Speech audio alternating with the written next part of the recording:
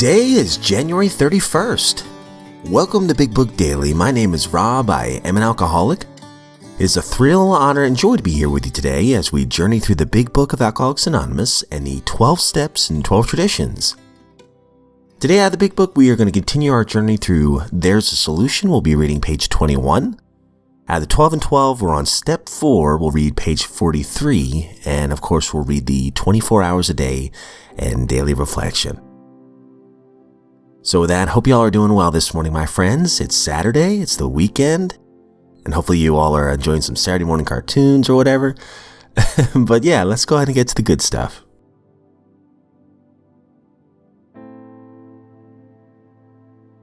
Okay, if you recall from yesterday's reading, we were talking about some of the different kinds of drinkers. Talking about the moderate drinker, then the hard drinker, and now we're talking about the real alcoholic. And this is on page 21.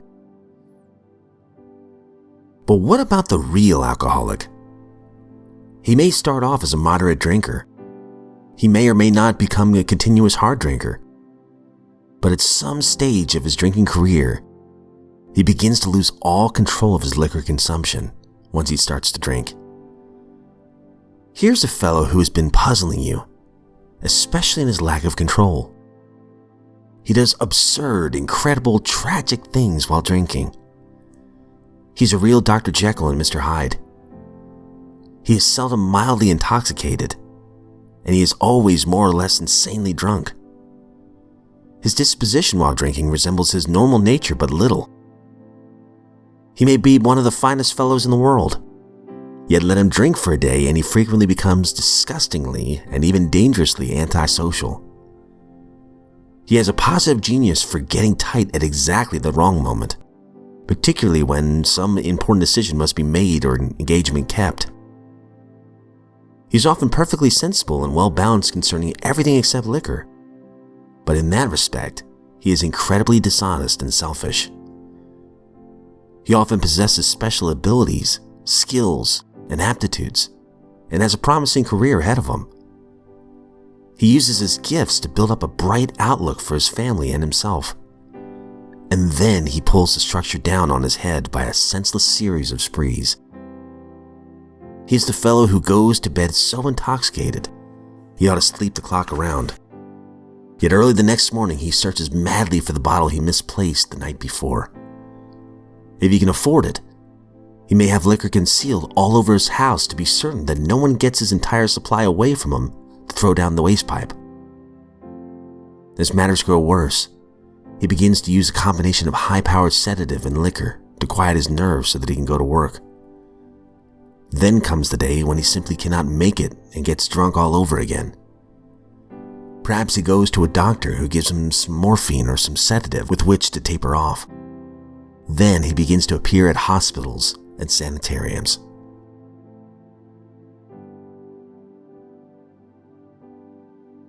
At the 12 and 12, we're on step 4. Made a searching and fearless moral inventory of ourselves. Page 43. And if you recall from yesterday's reading, we were talking about our instincts and how they were God-given, but sometimes in extreme, our instincts can get us in some trouble. So this is page 43. We want to find exactly how, when, and where our natural desires have warped us. We wish to look squarely at the unhappiness this has caused others and ourselves. By discovering what our emotional deformities are, we can move toward their correction. Without a willing and persistent effort to do this, there can be little sobriety or contentment for us. Without a searching and fearless moral inventory, most of us have found that faith which really works in daily living is still out of reach. Before tackling the inventory problem in detail, let's have a closer look at what the basic problem is. Simple examples like the following take on a world of meaning when we think about them. Suppose a person places sex desire ahead of everything else. In such a case, this imperious urge can destroy his chances for material and emotional security, as well as his standing in the community. Another may develop such an obsession for financial security that he wants to do nothing but hoard money. Going to the extreme, he can become a miser. or even a recluse who denies himself both family and friends. Nor is the quest for security always expressed in terms of money. How frequently we see a frightened human being determined to depend completely upon a stronger person for guidance and protection. This weak one, failing to meet life's responsibilities with his own resources, never grows up. Disillusionment and helplessness are his lot.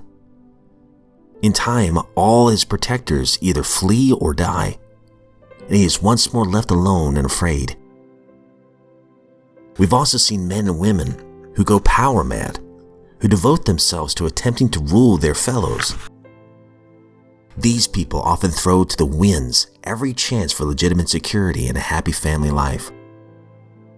Whenever a human being becomes a battleground for the instincts, there can be no peace.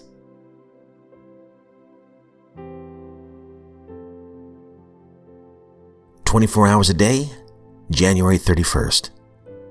AA thought for the day. Drinking cuts you off from God. No matter how you were brought up, no matter what your religion is, no matter if you say that you believe in God, nevertheless, you build up a wall between you and God by drinking.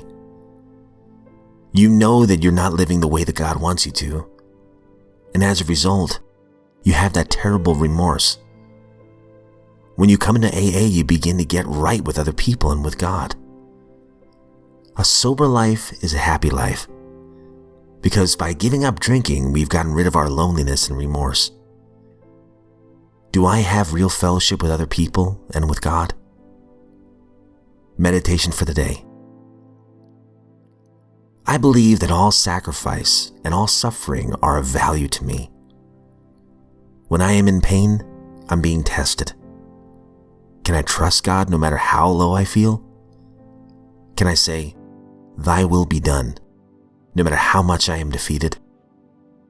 If I can, my faith is real and practical. It works in bad times as well as good times. The divine will is working in a way that is beyond my finite mind to understand, but I can still trust in it. Prayer for the day. I pray that I may take my suffering in stride. I pray that I may accept pain and defeat as part of God's plan for my spiritual growth.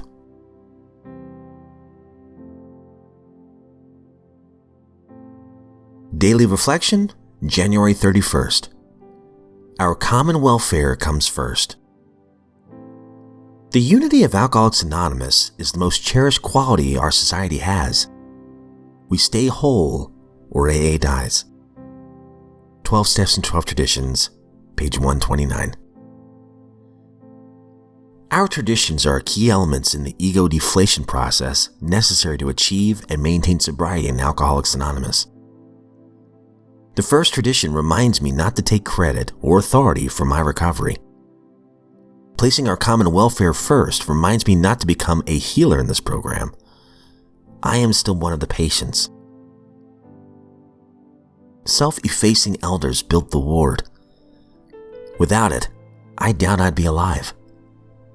Without the group, few alcoholics would recover. The active role and renewed surrender of will enables me to step aside from the need to dominate, the desire for recognition, both of which played so great a part of my active alcoholism. Deferring my personal desires for the greater good of group growth contributes towards AA unity that is central to all recovery. It helps me to remember that the whole is greater than the sum of all its parts. All right, my friend, that concludes today's reading and some great stuff. The big book, talking about being a real Dr. Jekyll and Mr. Hyde. Can anyone identify to some of these descriptions? He's seldom mildly intoxicated, always more or less insanely drunk. His disposition while drinking resembles his normal nature but little. He may be one of the finest fellows in the world. You let him drink for a day and he frequently becomes disgustingly and even dangerously antisocial. This might be somebody. He has been a positive genius for getting tight at exactly the wrong moment, particularly when some important decision must be made or engagement kept. I love this next line. He's often perfectly sensible and well-balanced concerning everything except liquor, but in that respect, he is incredibly dishonest and selfish. That was definitely me in a nutshell. All of that, honestly. And, talking about pain in the 24 hours a day, I've started to reframe pain a little bit. When I have a hard day, usually I try to say, okay, what can I learn from this?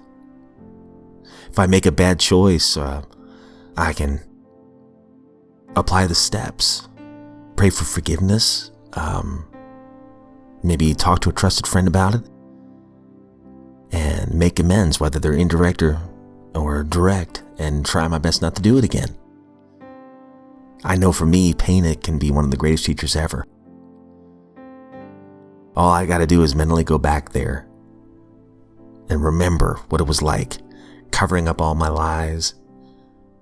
Remember the horrible decisions I made while drinking and the people I hurt.